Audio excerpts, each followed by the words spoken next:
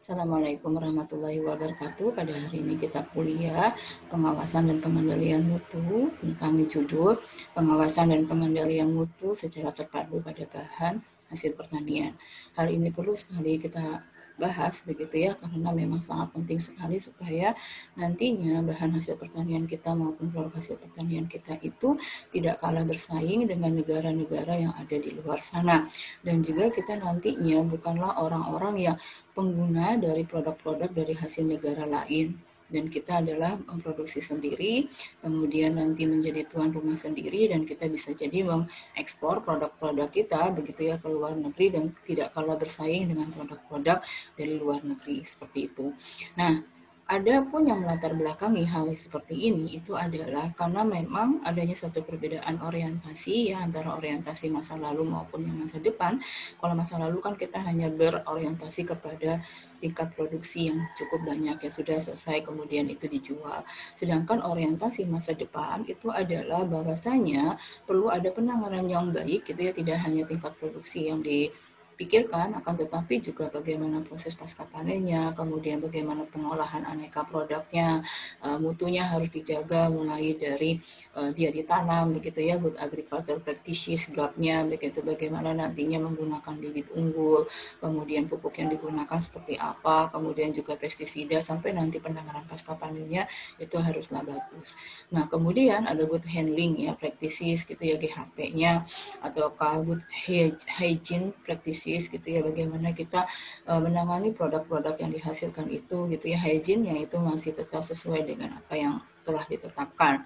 Kemudian bahan-bahan tadi kita lakukan di produksi begitu ya, melalui good manufacturing practices gitu kan ya, bagaimana nantinya produk tadi diproduksi atau diolah dengan berbagai macam olahan begitu ya, berbagai macam proses, nanti menghasilkan produk-produk yang memang beraneka ragam, sehingga nanti bisa menghasilkan suatu produk yang tidak hanya bahan segar saja, tetapi kita juga bisa menghasilkan produk-produk yang nantinya mempunyai added value seperti itu.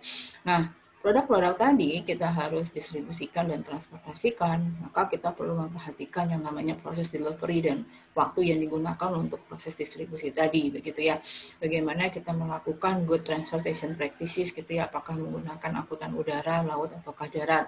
Maka itu perlu diperhatikan nantinya bagaimana angkutan-angkutan tadi agar nanti mutunya itu sudah masih tetap sama sebagaimana yang diproduksi begitu ya sampai kepada konsumen, jangan sampai terjadi perubahan yang cukup drastis diakibatkan karena proses distribusi tadi. Kemudian harga bersaing dan kemasan yang digunakan itu juga adalah sesuatu hal yang bisa meningkatkan mutu dari si produknya begitu ya. Contohnya misalnya kita menjual bayam, mungkin biasanya kan hanya diikat begitu saja kemudian dijual. Nah, itu kan mudah rusak begitu. Bagaimana kita menggunakan kemasan gitu ya terhadap bayam tersebut sehingga terlihat cantik dan juga uh, umur simpannya juga lebih lama dibandingkan kalau misalnya tanpa kemasan. Nah, hal ini terjadi mengapa kita harus punya orientasi masa depan terhadap produk bahan hasil pertanian tadi agar nanti bisa kita awasi dan kendalikan mutunya. Ini diakibatkan bahwasanya pada masa era globalisasi, walaupun masa ini sudah cukup 10 dan 20 tahun yang lalu begitu kan ya sudah terjadi begitu. Nah, akan tetapi sampai sekarang ini adalah sesuatu hal yang memang sangat mempengaruhi sekali terhadap distribusi produk itu gitu ya. Artinya persaingan mutu terhadap produk itu merupakan sesuatu hal yang harus kita lakukan. Kita memang tidak bisa meninggalkan yang namanya globalisasi ini, atau kita keluar dari era globalisasi ini adalah sesuatu hal yang tidak mungkin karena kita hidup dalam satu dunia yang sama begitu ya. Maka kita lihat globalisasi dalam perdagangan itu sangat berkembang sekali, itu diakibatkan karena perkembangan teknologi komunikasi begitu ya. Jadi orang bisa berkomunikasi, mengirim pesan di mana, kemudian mengirim kemana dalam waktu yang sangat cepat tanpa harus orang itu datang dulu ke tempat itu. Kemudian juga perkembangan teknologi transportasi itu juga sangat luar biasa begitu ya. Kemudian komputerisasi itu adalah suatu era di mana kita dengan adanya perkembangan teknologi komunikasi, transportasi, dan komputerisasi itu mengimbaukan globalisasi perdagangan itu sangat berkembang sangat cepatnya. Kalau kita tidak mengikuti dengan demikian, maka kita akan ketinggalan. Kemudian juga perdagangan itu juga produknya bergerak lebih cepat begitu ya, domestik, kemudian internasional, ekspor dan impor begitu. Nah, kalau misalnya nantinya perdagangan produk ini kita tidaklah melakukan perbaikan-perbaikan sistem gitu ya, pengawasan dan pengendalian mutu di dalam negara kita itu sendiri. Akibatnya nanti bisa kita kalau bersaing dengan negara-negara luar, sehingga mereka banyak sekali yang nanti masuk ya produk-produk luar ya, artinya kita mengimpor gitu ya, barang-barang dari luar itu masuk ke Indonesia, dan akhirnya produk-produk Indonesia sendiri bisa jadi kalah bersaing dengan produk-produk mereka, dan ini kita tidak menginginkan. Nah, kemudian juga globalisasi ekonomi gitu ya, artinya yang namanya katakanlah misalnya ada bahan baku dari satu tempat, kemudian diproses di daerah yang lain atau negara yang lain, kemudian dikemas di daerah itu begitu ya, kemudian dijualnya di tempat yang lain lagi gitu ya, atau negara yang lain. Jangan kita bayangkan hanya satu negara Indonesia, akan bisa jadi ini sebenarnya antar negara gitu yang dilakukan. Katakanlah misalnya gini, Indonesia punya banyak yang namanya hasil perikanan begitu ya, di laut sangat banyak sekali. Nah, kemudian nanti bisa jadi dibawa ke negara A begitu ya.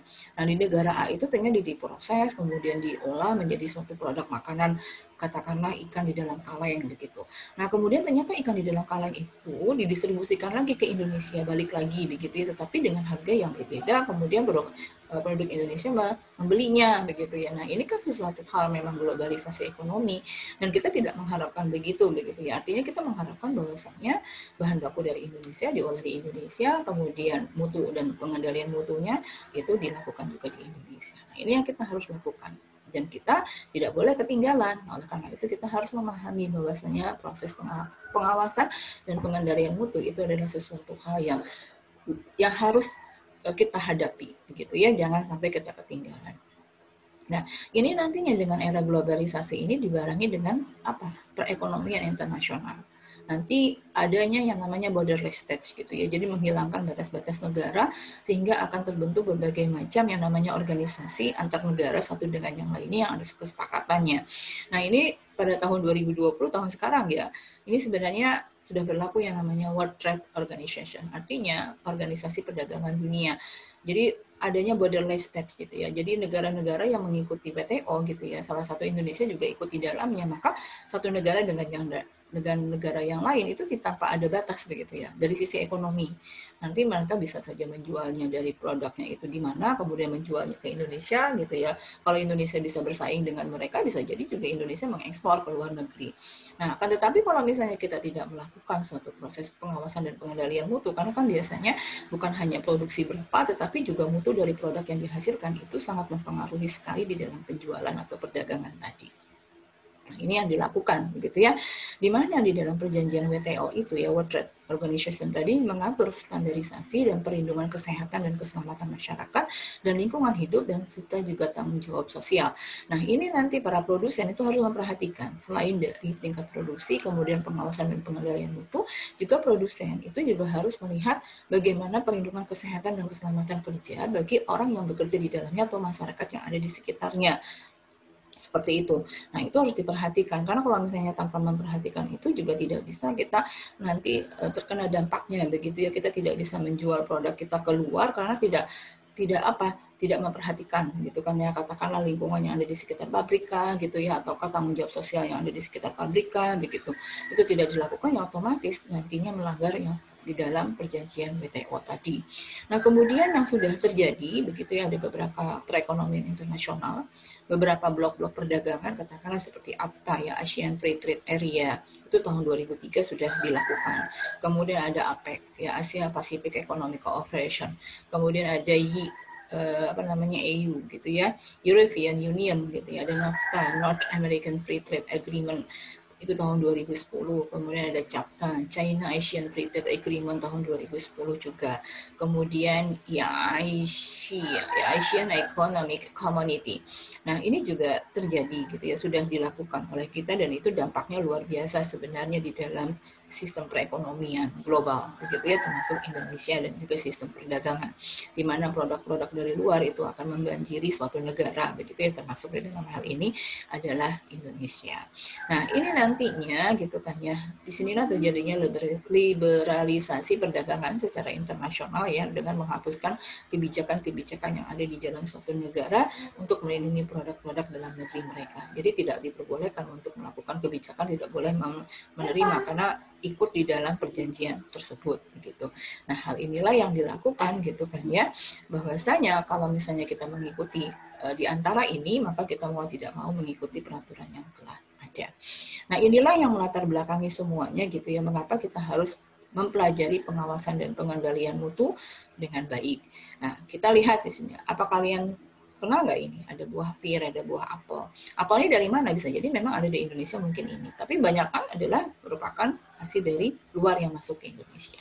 Begini juga dengan wortel. Kan ini adalah wortel lokal, tapi ini adalah wortel yang kita sebut biasanya wortel impor. Memang agak sedikit berbeda rasanya. Tetapi bisa jadi nantinya apakah wortel ini bisa mengalahkan wortel secara tradisional, bukan konvensional Indonesia, gitu ya, jangan sampai yang seperti itu.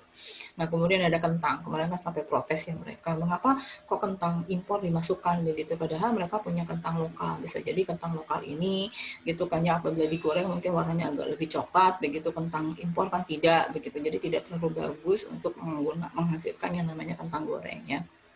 Nah, ini nanti menjadi persaingan yang luar biasa begitu ya. Jadi jangan sampai kita petani-petani di Indonesia begitu kan ya, karena memang produknya tidak kalah bersaing dengan produk luar dan di situ dibiarkan begitu saja, bisa jadi nanti petani-petani Indonesia nanti tidak punya pekerjaan lagi gitu kan. Artinya mereka memproduksi tetapi tidak dijual, lebih baik dibuang begitu kan. Itu kan sesuatu hal yang disayangkan. Nah, disinilah kita berpikir bagaimana kita bisa menghasilkan suatu produk-produk yang memang sesuai dengan apa yang berdasarkan pengawasan pengendalian mutunya adalah sangat bagus sekali.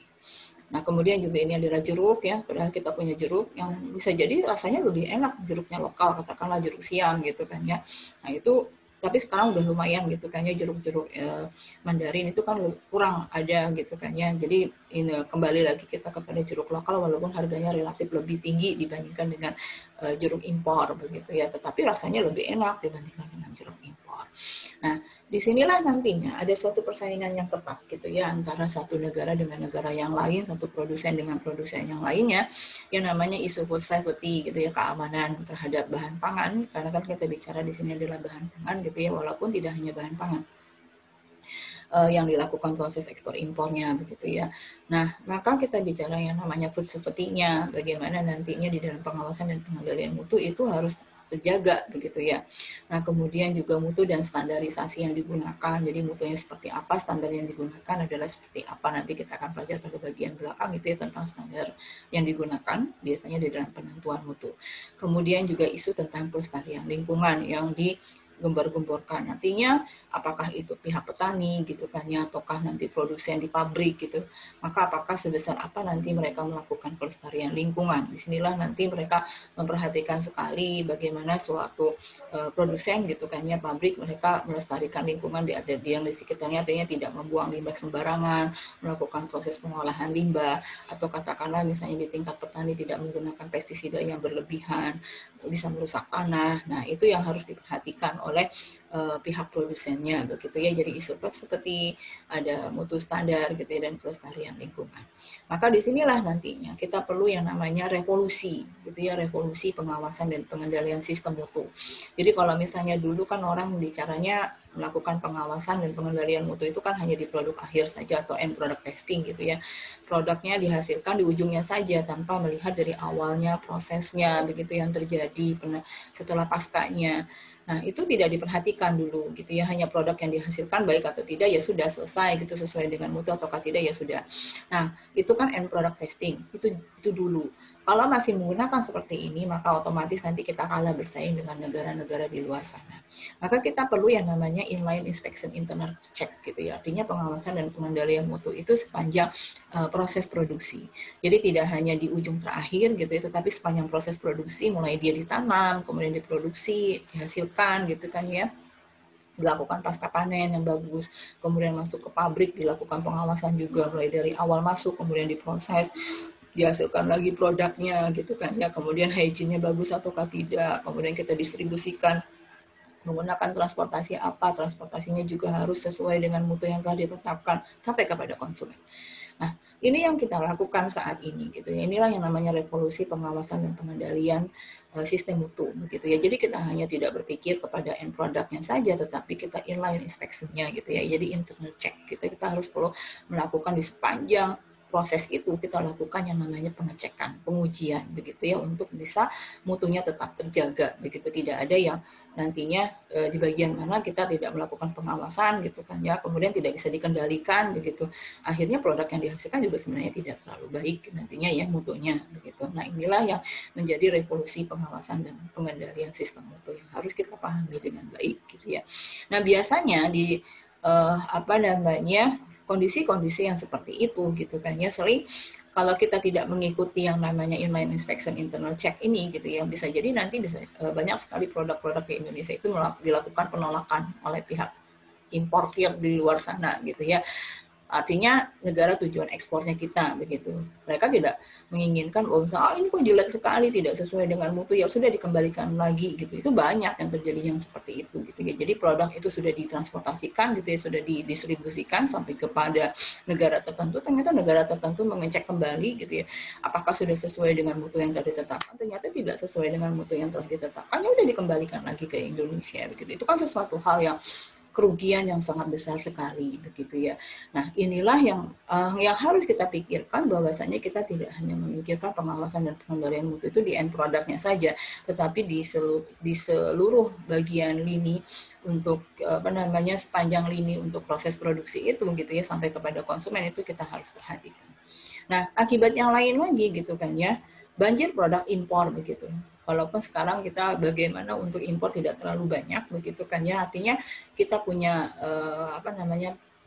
hasil-hasil lokal yang juga mutunya tidak kalah bersaing begitu ya. Katakanlah yang namanya buah-buahan atau yang namanya sayur-sayuran itu kan dulu membanjiri yang namanya Indonesia luar biasa begitu kan ya, karena banjir dan harganya murah, akibatnya penduduk Indonesia juga banyak yang membeli produk-produk itu begitu ya, dan tanpa melirik dari produk-produk lokal yang juga mutunya malah lebih bagus begitu ya. Nah, tinggal nanti pengelolaannya yang tidak terlalu bagus sehingga banyak sekali produk-produk impor yang masuk ke Indonesia. Tapi hari ini sudah mulai berkurang begitu ya, kita perhatikan dari sisi buah-buahan itu sudah kelihatan sekali bahwasanya produk lokal yang dijual banyak oleh pihak-pihak penjual begitu ya. Jadi kita sudah mencintailah produk Indonesia itu sendiri, dan mulailah kita untuk melakukan pengawasan dan pengendalian terhadap mutu dari produk-produk yang dihasilkan oleh Indonesia gitu ya. Nah, maka dari sini nantinya perlu adanya pengawasan dan pengendalian mutu itu mulai dari bahan baku ya. Jadi bahan bakunya itu mulai dari pertaniannya begitu ya, dari bahan bakunya gitu ya, sudah dia ditanam, diproses, ditanam dan segala macamnya gitu ya, sampai dia dipanen nantinya, kemudian diproses di pabrik, kemudian menjadi produknya itu sampai ke tangan konsumen. Maka kita perlu ada pengawasan dan pengendalian mutu terhadap produk itu begitu ya. Jadi tidaklah kepada sesuatu hal yang sifatnya adalah yang namanya itu hanya kepada bahan bakunya saja ataukah produk jadi setelah diproses saja, tetapi semua lini produksi itu kita lakukan pengawasan mutu. Ini yang dimaksud dengan revolusi pengawasan dan pengendalian sistem mutu yang ada pada saat ini, itu harus dilakukan begitu ya. Sebenarnya di Jepang gitu ya, sebenarnya juga cukup lama ya ini, sebelum Indonesia melakukan tadi istilahnya revolusi pengawasan dan pengendalian sistem mutu, itu sebenarnya di Jepang itu ada istilah yang namanya total quality management begitu ya. Mereka sudah memperkenalkan terhadap produsennya di pabrik-pabrik baik pangan maupun non-pangan, elektronik kah, otomotif kah, mereka melakukan hal yang seperti ini untuk bisa menghasilkan suatu produk-produk yang memang bermutu begitu ya, yang bisa bersaing di pasaran. Nah, ini juga terlihat bagaimana Jepang, Korea gitu ya, mereka bisa bersaing di pasaran internasional dan bisa menghasilkan produk-produk yang memang artinya mutunya itu sudah diakui oleh konsumennya begitu ya. Jadi total quality management tadi seperti yang revolusi pengawasan dan pengendalian sistem mutu ya, itu mulai dari prapanennya, ada GAP gitu ya, atau GFV, artinya Good Agricultural Practices atau Good Farming Practices, itu dilakukan oleh pihak mereka bagaimana nantinya bagaimana supaya hasil pertanian gitu kan ya, itu hasilnya adalah sesuai dengan mutu yang telah ditetapkan tadi. Nah, setelah dilakukan panen, maka kita melakukan yang namanya adalah pasca panen gitu ya. Pasca panen itu perlu adanya good handling ya, atau good hygiene practices gitu ya. Bagaimana kita melakukan penanganan yang baik terhadap produk-produk yang dihasilkan setelah dilakukan proses pemanenan begitu. Nah, setelah itu masuk ke dalam pabrik gitu ya, maka disinilah nanti dilakukan proses pengolahan yang tidak hanya pengolahan itu dijual dalam bentuk segar gitu ya, tapi dilakukan proses pengolahan, maka di dalam pabrik itu nantinya ada good manufacturing practices gitu ya, bagaimana kita melakukan suatu proses produksi, mulai bahan baku itu masuk, kemudian proses produksinya itu harus kita lakukan pengawasan dan pengendalian mutunya, kemudian sampai menjadi suatu produk. Nah, setelah menjadi produk begitu ya, kita nanti mendistribusikannya, ada yang namanya good distribution practices gitu ya, bagaimana distribusi yang baik ataukah good transportation practices gitu ya, mentransportasikan gitu ya. Jadi alat transportasi yang baik itu seperti apa gitu ya. Nanti pendistribusiannya sebelum konsumen bisa jadi nanti disampaikan ke retail ataukah ke pasar gitu ya. Maka disitulah nantinya ada good retail practices. Nah, good retail itu juga perlu diperhatikan, karena kalau misalnya produknya didistribusikan itu bagus gitu ya, ternyata si retailnya, katakanlah misalnya warung sembarangan meletakkannya di mana saja, terpapar oleh panas, kemudian terpapar oleh hujan gitu kan ya, kotor gitu. Nah, itu sama saja nanti produknya juga tidaklah sesuai dengan mutu yang diharapkan begitu kan ya. Nah, maka di sini pun kita perlu ada good retail practices sampai nantinya menjadi good consumption practices, artinya sampai ke konsumen itu mutunya sama persis seperti yang diinginkan saat kita memproduksinya di pabrik. Nah, ini yang yang kita lakukan secara total quality management. Nah, ini yang harus kita lakukan gitu kan ya, adanya suatu revolusi di dalam pengawasan dan pengendalian mutu. Jangan sampai kita hanya berpangku tangan hanya sampai udah produknya saja gitu kan yang dilakukan pengawasan dan pengendalian mutu, yang lainnya nggak perlu gitu ya. Tidak bisa yang seperti itu gitu. Nanti kita hasilnya kalah bersaing dengan negara-negara yang sudah melakukan total quality management, dan ini terbukti begitu kan ya. Artinya dengan total quality management maka nantinya produk-produk yang dihasilkan itu pun disukai oleh konsumen, begitu konsumen yakin bahwasanya produknya itu sesuai dengan apa yang diharapkan, mereka juga tidak masalah kalau misalnya membelinya dengan harga yang lebih mahal, yang pasti tentunya terjamin, begitu ya. Nah, di sinilah ada beberapa nantinya sistem standarisasi dalam bidang pertanian, khususnya bahan-bahan yang dihasilkan itu. Untuk bisa yang tadi itu revolusi pengawasan dan pengendalian mutu, maka ada penanganan di Indonesia itu, katakanlah hasil pertanian non pangan maupun pangan hasil peternakan, hasil perikanan, itu nanti dalam bentuk segar itu ditangani oleh Kementerian Pertanian begitu kan ya, ataukah Kementerian Perikanan dan Kelautan. Sedangkan kalau misalnya hasil pertanian pangan, hasil peternakan dan hasil perikanan dalam bentuk produk olahan itu tidak ditangani oleh Kementerian Pertanian ataukah Kementerian Perikanan dan Kelautan, akan tetapi ditangani oleh BPOM gitu ya, jadi Badan pengendalian obat dan makanan. Nah, itu nanti penanganannya adalah seperti itu, bahwasanya mutunya sudah sesuai, ini tidak sesuai dan seterusnya begitu ya. Nah, ini dia sistem standarisasi di dalam bidang pertanian. Nah, maka agar nantinya kita bisa melihat melaksanakan revolusi pengawasan dan pengendalian mutu tadi begitu ya, sesuai dengan total quality managementnya, maka kita akan ada yang namanya regulasi-regulasi atau peraturan-peraturan secara teknis gitu ya untuk manajemen. Nah, ini manajemennya, ada yang bagian manajemen mutunya atau manajemen sistem mutunya begitu ya, maka ada pemenuhan standar ataukah persyaratan secara bertahap. Jadi standar tadi diterapkan gitu kan ya, mulai dari GAP-nya gitu ya di tingkat petani, itu nanti diterapkan yang namanya secara bertahap tentang standar mutu. Misalnya menanam ini, maka haruslah misalnya pestisidanya adalah apa, pupuk yang digunakan adalah apa gitu ya, ditanam di tempat yang seperti apa, pemanenannya bagaimana dan seterusnya. Nah, itu nanti untuk bisa memperoleh produk dengan mutu yang minimal. Yang paling minimal itu artinya bagus tetapi masih ada kekurangan gitu kan ya. Artinya apakah belum dikemas gitu ya, belum dibersihkan. Nah, tapi sudah mencakup nanti standar mutu yang minimal. Contohnya misalnya di sini walaupun saya contohkan tentang peralatan mesin pertanian begitu kan ya, tetapi juga bisa jadi produknya. Artinya standar minimal untuk bisa menghasilkan alsintan gitu ya, alat mesin pertanian. Nah, itu di mana kita bisa menghasilkan dengan mutu yang sesuai gitu kan ya, nanti produk yang dihasilkan dengan menggunakan alat mesin pertanian tadi. Kemudian juga kita mengembangkan atau melaksanakan yang namanya ISO. Nanti ISO itu adalah apa, dari bagian belakang nanti saya jelaskan. ISO 9001-2000 tahun 2000 maksudnya ya, di mana tujuannya adalah untuk pemenuhan standar ataukah persyaratan secara utuh. Jadi kan standar minimal, kalau ini secara utuh. gitu kan ya. Kita melihat dari sisi bagaimana nanti memperoleh produk dengan mutu yang konsisten.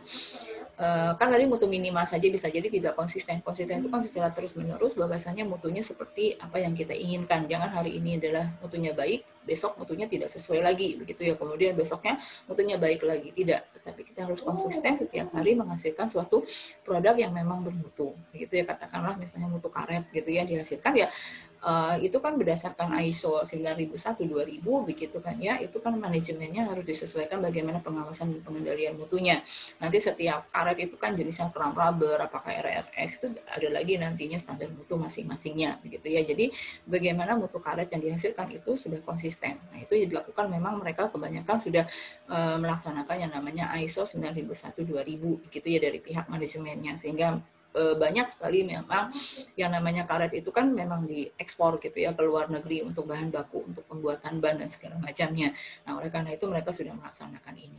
Kemudian juga kalian mungkin sudah tahu ya ISO 14000-1997. Ini kan tentang lingkungan begitu ya. Artinya pemenuhan standar atau persyaratan secara utuh untuk memperoleh produk dengan mutu ramah lingkungan. Nah, ramah lingkungan di sini kan kalian mempelajari khusus gitu ya bagaimana yang namanya manajemen lingkungan industri berdasarkan ISO 14000 begitu ya, sistemnya adalah seperti apa nantinya. Nah, karena misalnya kita ingin menghasilkan mutu kopi gitu ya dari buah kopi menjadi biji kopi dengan berbagai macam proses pengolahan, nantinya kan bisa menggunakan air yang banyak begitu kan ya, kemudian bisa jadi kan ada fermentasi dan segala macamnya, maka harus mentaati yang namanya ISO 14000-1997 begitu. Nah, kemudian juga kita bisa nantinya di dalam sistem mutu produksi pada produk pangan hasil pertanian kita menggunakan yang tadi saya sebutkan good agriculture practice gitu kan ya, di mana ini adalah pemenuhan standar atau persyaratan budidaya yang baik. Jadi mulai dari agriculture-nya gitu kan ya, jadi budidayanya seperti apa dan segala macamnya di dalam budidaya tadi untuk menghasilkan suatu produk bahan hasil pertanian. Jadi nantinya supaya mereka sesuai dengan mutunya akan diberikan yang namanya sertifikat prima. Ada prima 1, ada prima 2, ada prima 3, saya contohkan di sini gitu ya. Ada beberapa unit-unit usaha pengolahan gitu kan ya, bukan pengolahan sebenarnya, produsen ya, katakanlah misalnya produsen salak pondok di Sleman, itu ada kelompok tani Kembang Mulyo gitu ya, mereka mendapatkan prima 2. Jadi salak pondok yang dihasilkan oleh mereka itu memang terstandarisasi gitu kan ya, sesuai dengan GAP-nya. Kemudian cabai merah misalnya di Gunung Kidul, kelompok tani Jati Ayu itu prima 3. Kemudian kelompok tani Ngudi Mulyo Gunung Kidul juga untuk pisang raja. Kemudian di Probolinggo itu ada mangga arum manis, di Malang itu ada apel Poncokusumo, dan banyak lagi yang lainnya. Ini sebagai contoh saja bahwasanya mereka telah melaksanakan yang namanya good agricultural practices. Nah, kemudian untuk proses produksinya gitu ya, untuk menjadi produk yang siap makan, siap jadi gitu kan ya, maka nantinya ada good manufacturing practices yang masuk ke dalam pabrik, yang dimana tujuannya adalah untuk pemenuhan standar atau persyaratan cara mengolah yang baik. Nanti saya akan jelaskan khusus tentang hal ini. Kemudian dari situ nanti mereka akan mendapatkan sertifikat persyaratan dasar gitu ya, berupa sertifikat JMP. Nah, sertifikat JMP ini menjadi persyaratan dasarnya begitu ya untuk mendapatkan persyaratan untuk sertifikat HACCP. Nanti akan dijelaskan juga lebih lanjut. Jadi JMP-nya dulu, baru akan mendapatkan sertifikat HACCP. Nah, sertifikat HACCP mungkin istilah lain menggunakan ISO itu adalah ISO 22000, dan juga ada sistem pangan organik begitu ya. Ini merupakan suatu sistem yang telah ditetapkan begitu kan ya, yang diakui seluruh dunia begitu ya. Maka kita nanti akan mengikuti ini, maka seluruh dunia pun sama gitu sistemnya. Semuanya ini tujuannya adalah untuk pemenuhan standar atau persyaratan sistem mutu. Jadi HACCP itu kan bahwasanya kita melihat hazardnya atau bahayanya dari suatu produk tadi, apakah nantinya bisa dihilangkan begitu kan ya, sehingga nantinya terjaga keamanannya. Ini kan facility ya kepada konsumen gitu pada saat mereka itu adalah mengkonsumsi. Nah, kemudian juga dari sini nanti akan memperoleh sertifikat jaminan keamanan pangan dan pangan organik serta juga registernya begitu ya. Jadi kita melihat HACCP dengan ISO 22000 adalah sama ya. ISO 22000 dikeluarkan oleh ISO, sedangkan HACCP dikeluarkan oleh Kodeks begitu ya. Jadi tapi isinya adalah sama gitu ya. Penjelasannya tentang food safety ataukah tentang keamanan pangan. Nah, kemudian di sini kita bisa melihat satu persatu tentang good agricultural practices gitu kan ya. Bahwasanya acuan yang digunakan itu menggunakan Indogap. Indogap itu Indonesia Good Agricultural Practices yang mengacu kepada Eurogap dan juga Asian Gap. Jadi Indonesia sudah ada tetapi acuannya tetaplah dunia, begitu Euro dan Asian Gap gitu ya. Ini ada 174 titik nanti yang dilakukan pengamatan dari 4 aspek gitu ya. Jadi kalau katakanlah yang Salakondo tadi mendapatkan prima 2 begitu ya. Nah, itu nanti dilakukan pengamatan terhadap produksi mereka begitu ya, selama mereka mulai dari ditanam gitu, bagaimana proses penanamannya, kemudian sampai dia berbuah, itu perlu dilakukan pengamatan begitu ya. 4 aspek. Pertama adalah aspek keamanan, ya food safety-nya, penggunaan obat-obatan dan pembasmi hama tanaman itu kan yang berbahaya sekali, apalagi adalah bahan kimia. Kemudian dari aspek mutunya, begitu ya, aspek mutu itu artinya mutu yang dihasilkan apakah seragam, banyak nggak ulatnya dan segala macam, kan tidak boleh ada begitu ya. Nah, ukurannya seperti apa, kan kalian melihat faktor mutunya ya. Jadi keseragaman itu dari ukurannya begitu ya, kemudian juga kebersihannya itu kan keamanannya ya. Kemudian lingkungan dari yang menanam salak tadi begitu ya, dan aspek sosial itu ada penduduk di sekitar penanaman salak pondok itu apakah memang sudah terjamin nggak sosialnya, kesejahteraannya seperti itu. Nah, itu ada 174 titik yang harus kita amati gitu ya, agar mereka nantinya mendapatkan sertifikat prima tadi gitu ya, 1, 2, dan 3. Nah, maka kalau misalnya untuk prima 1 ini agak sulit karena keempat faktor tadi itu harus dipenuhi gitu ya, baik dari keamanan pangannya, mutunya, lingkungan, dan sosialnya itu harus terpenuhi. Nah, ini sangat susah gitu ya untuk memenuhi keempat hal ini.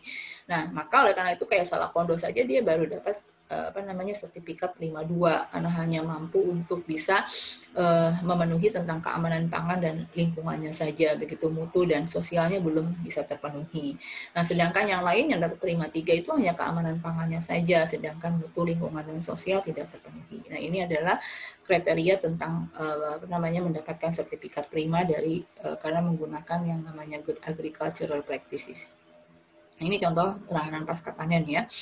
Artinya mereka melakukan good handling, bagaimana lahannya gitu ya, kemudian setelah dipetik ditempatkan di mana, kemudian transportasinya sangat bagus sekali, setelah itu nanti dikemas gitu ya. Nah, akhirnya menjadikan produk-produk buah dan sayur ini kan sangat bagus sekali kayak begini dan bersih, kan kita juga enak untuk membelinya begitu. Dan ini terjamin bahwasanya tidak menggunakan bahan-bahan kimia yang sangat banyak sekali dan berlebihan begitu ya.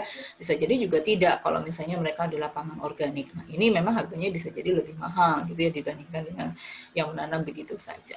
Nah, kemudian ini juga saya contohkan misalnya ubi gitu ya. Wah, bagaimana caranya ubi jalar itu? Kalau kita kan ubi jalar udah keluar dari tanah begitu kan ya, dimasukkan ke dalam misalnya sak gitu kan ya.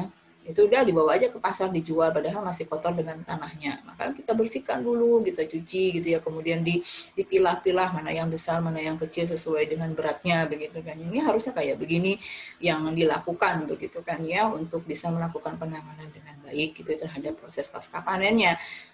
Kita memang jarang yang kayak begini gitu ya, memang tingkat petani mereka yang pentingnya sudah diproduksi dan tetap dijual gitu ya, masih orientasi gaya lama begitu yang dilakukan. Nah, ini yang menjadi harus kita lakukan revolusi gitu ya, kalian-kalian ini yang nanti bisa bagaimana memproduksi yang baik gitu ya. Nah, disinilah nantinya adanya penanggung jawab pengawasan mutu gitu ya, melibatkan 3 pihak. Pertama adalah produsennya, baik petani maupun produsen di pabrik begitu, yang kedua itu adalah konsumen, dan yang ketiga adalah pemerintahnya. Nah, ini harus bertanggung jawab begitu ya. Jadi tidak hanya kita tanggung jawabnya kepada produsen saja, tetapi juga konsumen serta pemerintah juga ikut andil di dalamnya begitu. Kita lihat dari sisi produsen, maka sangat penting untuk menguasai pengetahuan tentang bahan, pengolahan, distribusi, pemasaran, manajemen untuk bisa menghasilkan suatu mutu yang baik terhadap produk yang dihasilkan oleh mereka gitu ya. Memang itu tanggung jawab yang besar gitu ya dari pihak produsennya begitu ya. Akan tetapi nantinya pemerintah juga perlu gitu ya bertanggung jawab, bukan perlu, harus gitu ya. Kenapa? Untuk menentukan kebijakan apa untuk membuat satu peraturan dan mengadakan satu sistem pengawasan secara kontinu. Jadi benar-benar mereka itu diawasi, diajarkan gitu ya, diberikan pelatihan, kemudian bisa jadi juga memberikan pendanaan begitu kan ya, bagaimana caranya mereka untuk berproduksi yang baik gitu, supaya mereka juga menghasilkan produk-produk yang sesuai dengan mutu yang telah ditetapkan begitu ya. Jadi pemerintah jangan sampai berlepas tangan begitu ya, tetapi juga harus bertanggung jawab terhadap yang demikian. Kemudian juga konsumen, bagaimana nantinya mereka yang menjadikan sebagai titik akhir gitu kan ya, apakah ini sesuai atau tidak sesuai dengan produk ini dengan mutu yang mereka harapkan. Sehingga kalau misalnya mutunya tidak sesuai, mereka memberikan masukan baik kepada pemerintah maupun kepada produsennya adalah harusnya seperti ini, seperti ini, seperti ini gitu ya. Jadi jangan juga terlalu udah biar aja begitu kan ya, nggak usah dibeli, tidak juga gitu ya. Jadi kita memberikan masukan kepada mereka begitu ya, bahwasanya mutu yang dihasilkan itu adalah tidak baik gitu kan ya.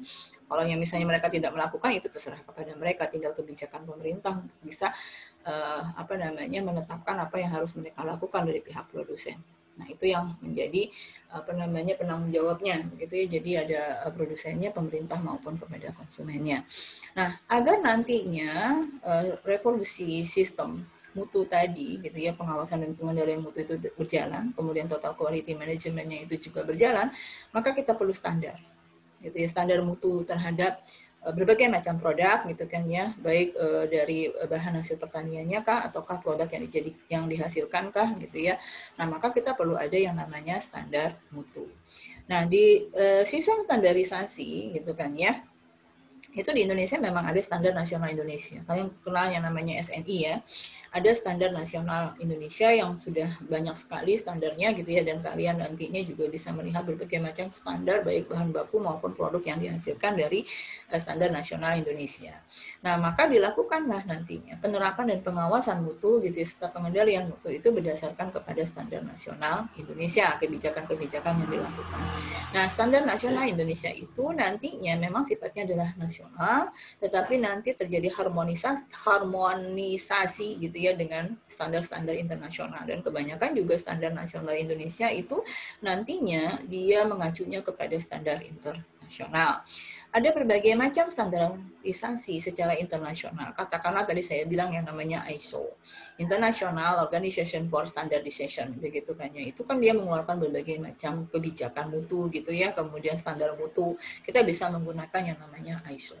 Kemudian juga ini untuk technical ya, kalau internasional electronical commission gitu ya, untuk itu kita mungkin tidak terlalu menggunakan hal ini.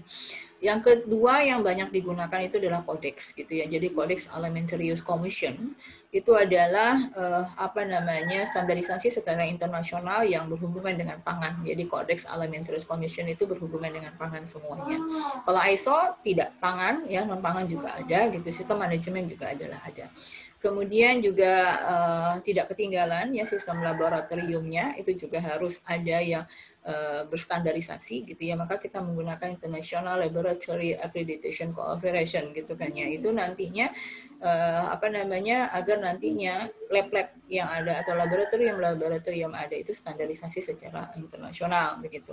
Kemudian juga ada yang namanya sistem laboratorinya, yaitu ASEAN Pacific Laboratory Accreditation Cooperation, yang juga melakukan sistem yang namanya adalah kita APLAC gitu kan ya, sistem standarisasi secara internasional.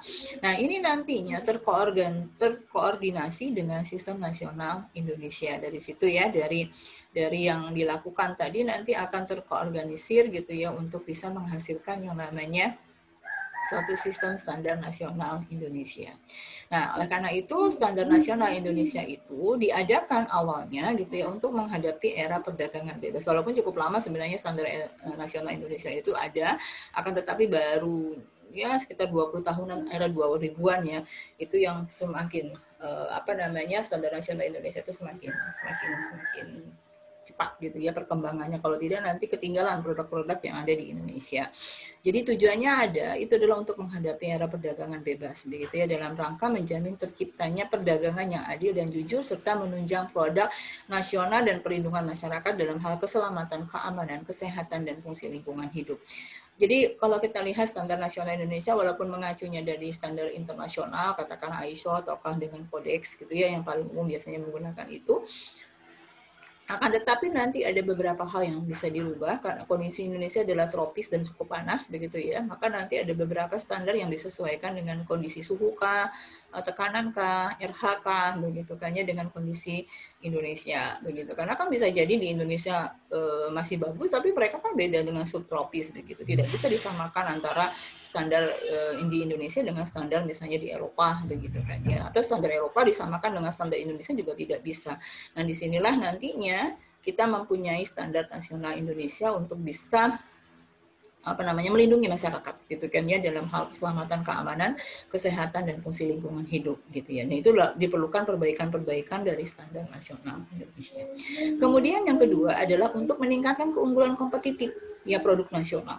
Sehingga nanti kita punya standar nasional Indonesia, bahwasanya produk yang dari luar masuk ke Indonesia juga harus berdasarkan kepada standar nasional Indonesia. Jadi kalau kalian perhatikan biasanya kan produk-produk mainan misalnya sekarang ya bisa dipasarkan apabila sudah ada label SNI. Kalau belum ada label SNI, artinya produk itu tidak bisa dipasarkan. Misalnya produk-produk dari Cina gitu kan ya, di pasaran coba kalian perhatikan itu harus label SNI. Artinya mereka sudah melalui sistem standarisasi di Indonesia begitu kan ya, standar nasional Indonesia, sehingga setelah dilabelin SNI barulah mereka itu bisa diedarkan di Indonesia. Kalau tidak, maka artinya mereka tidak boleh diedarkan di Indonesia. Jadi itu dalam rangka untuk meningkatkan keunggulan kompetitif produk nasional. Kalau tidak, dengan begini bisa berkompetisi begitu kan ya, untuk melindungi juga produk-produk yang ada di Indonesia nantinya begitu. Kalau mereka masuk begitu saja gitu kan ya, bisa jadi kita dibanjiri oleh produk-produk ekspor gitu kan ya, produk-produk impor begitu dari luar.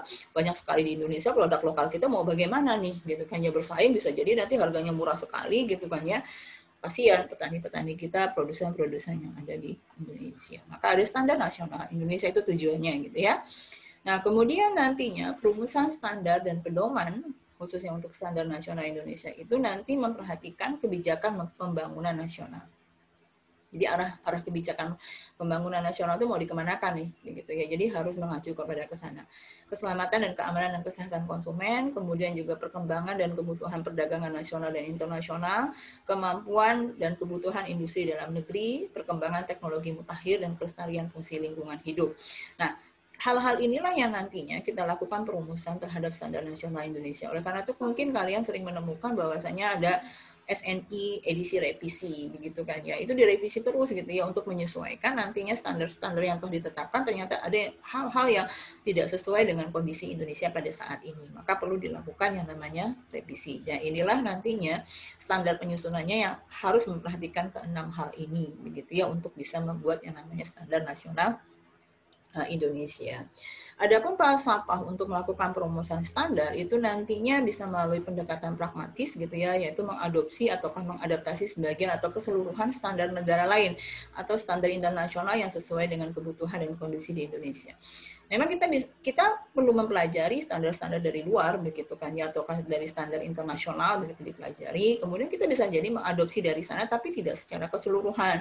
Nanti ada beberapa hal yang disesuaikan dengan kondisi Indonesia. Nah, kemudian sejauh mungkin dirumuskan selaras dengan standar internasional ya, ataukah regional begitu. Jadi memang tidak terlalu jauh dengan standar internasional dan ataukah regional itu ASEAN gitu kan regional begitu ya. Tidak terlalu jauh nanti standar nasional Indonesia itu gitu ya. Kemudian juga memetik pengalaman negara lain yang memiliki kondisi sosioekonomi yang sama. Mungkin negara di daerah ASEAN itu kan ada yang mirip-mirip dengan Indonesia begitu ya.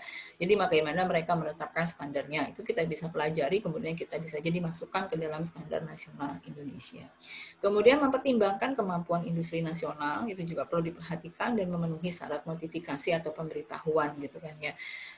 Oh ya sudah, syarat notifikasi secara internasional itu kan ada begitu. Oh, syarat standar nasional Indonesia pun ya harus melihat syarat-syarat itu begitu ya. Walaupun bisa disesuaikan dengan kondisi Indonesianya sendiri. Nah, inilah nantinya setelah itu baru penerapan standar nasional Indonesia yang berlaku untuk di seluruh wilayah Republik Indonesia. Gitu ya, mungkin kita tidak menyadari begitu ya bahwasanya harus sesuai dengan standar nasional Indonesia. Walaupun demikian, standar itu sifatnya sukarela, ya tidak ada suatu hal yang istilahnya dogmatis ataukah kewajiban seluruh produsen untuk menggunakan standar nasional Indonesia, tidak. Akan tetapi apabila ada label SNI nantinya di produk itu, artinya artinya sesuai dengan standar yang telah ditetapkan oleh standar nasional Indonesia. Nah, kemudian tetap sama begitu kan ya, bahwasanya penerapannya itu dalam hal yang berkaitan dengan keselamatan, keamanan, kesehatan, kelestarian fungsi lingkungan hidup, dan atau pertimbangan ekonomi dapat diberlakukan wajib oleh instansi teknis yang terkait, katakanlah Kementerian Pertanian kah gitu ya, atau Kementerian Perikanan dan Kelautan kah begitu, atau Kementerian Perdagangan kah, atau Kementerian Perindustrian kah begitu ya. Nah, itu nanti berkaitan dengan itu untuk melakukan penerapan terhadap standar nasional Indonesia. Dan tata cara pemberlakuan SNI itu wajib diatur dengan keputusan pimpinan instansi teknis. Ini kayak tadi kementerian saya bilang, nanti ada UPT di bawahnya, apakah diwajibkan ataukah misalnya ya sudah disukarelakan begitu kan ya untuk melakukannya di bawah instansi tadi. Tapi secara umum memang penerapan SNI adalah sukarela, tidak ada kewajiban untuk menerapkan sesuai dengan SNI. Nah, itu standar nasional Indonesia. Dan kalian juga harus mengetahui ada standar internasional yang paling banyak digunakan untuk standar nasional Indonesia, begitu yang berhubungan dengan bahan hasil pertanian ya, karena kita kan bicaranya bahan hasil pertanian, saya tidak membicarakan yang lain begitu ya. Ada yang namanya Codex Alimentary Commission, seperti yang saya katakan tadi, dia hubungannya adalah dengan pangan karena memang suatu organisasi yang bekerja di bawah FAO, PBB ya. Food and Agriculture Organization dan WHO, yaitu World Health Organization. Jadi kodeks itu di bawah FAO dan WHO, di bawah PBB, gitu ya. Nah, di mana ini merupakan bagian dari pemerintah sampai sekarang ya kurang lebih ya. Takutnya saya nantinya ada yang bertambah ataukah berkurang gitu kan ya, standarisasi yang dijaringnya itu sekitar 169 negara begitu. Nah, CIC yaitu Codex Alimentary Commission ini cenderung menuju suatu mandatory, artinya dari suatu mandat itu kewajiban. Kayak diwajibkan gitu ya untuk menggunakannya begitu. Beda dengan sistem yang tadi kan kalau SNI masih sukarela gitu. CIC juga kayak diwajibkan ke negara itu untuk melakukannya, walaupun negara itu nantinya ke produsen ataukah ke produsen ataukah nantinya ke pabrik gitu ya, tidak diwajibkan secara detail harus seperti ini. Nanti pihak produsen ataukah pabrik itu nanti mereka mempunyai sistem standarisasi sendiri masing-masing berdasarkan CIC, SNI ataukah nanti ISO gitu ya. Nah, tujuannya melindungi konsumen dan harmonisasi standar nasional. Jadi harmonisasi ya, jadi nantinya bukan sama persis tapi harmonisasi gitu ya. Jadi harmonis itu artinya tidak terlalu jauh lah dari standar nasional Indonesia dengan CIC itu begitu ya. Jadi nanti kalian bisa melihat nanti bedanya antara CIC dengan SNI gitu kan ya, apakah sama persis ataukah sebenarnya ada perbedaan, tapi sedikit sekali. Nanti saya berikan tugas kepada kalian untuk mencari standar yang sama, katakanlah misalnya tentang rambutan begitu ya, rambutan di SNI seperti apa, rambutan di CIC seperti apa begitu kan ya. Jadi ada mutu yang sama gitu kan ya, tetapi dikeluarkan oleh CIC dan dikeluarkan oleh SNI, itu bisa kita lihat nantinya. Nah, kemudian pengembangan standar pangan internasional dan mengusulkan panduan umum guideline ya untuk keamanan pangan. Jadi memang ini CIC itu mengeluarkan standar itu disesuaikan dengan pangan ya, khusus untuk pangan internasional, standar pangan internasional, dan mengusulkan panduan atau guideline-nya untuk keamanan pangannya. Nah, kemudian yang ketiga yang banyak kita lakukan untuk bahan hasil pertanian yang kita gunakan ya, itu adalah dari ISO, yaitu International Organization for Standardization, itu kepanjangannya begitu ya. Ini cukup lama berdirinya, sejak tahun 1947 di Jenewa, Swiss gitu kan ya, dan organisasi ini bukan pemerintah, karena kalau kodeks kan pemerintah ya, CIC itu kan Codex Alimentary Commission itu kan dari pemerintah karena di bawah PBB. Nah, jejaringnya kurang lebih sama lah, 148 negara begitu kan ya, juga cukup banyak walaupun tidak seluruh negara yang ada di kodeks itu mengikuti ISO begitu ya. Di mana ISO agak sedikit berbeda dengan kodeks ya. Ini adalah jembatan antara masyarakat dengan swasta gitu ya, karena kalau misalnya kodeks kan itu pemerintah sekali gitu ya. Nah, maka dia menjembatani nantinya antara pabrik ya, swasta kan ya, dengan masyarakat itu seperti apa, maka nanti ISO muncul untuk menentukan standarisasi.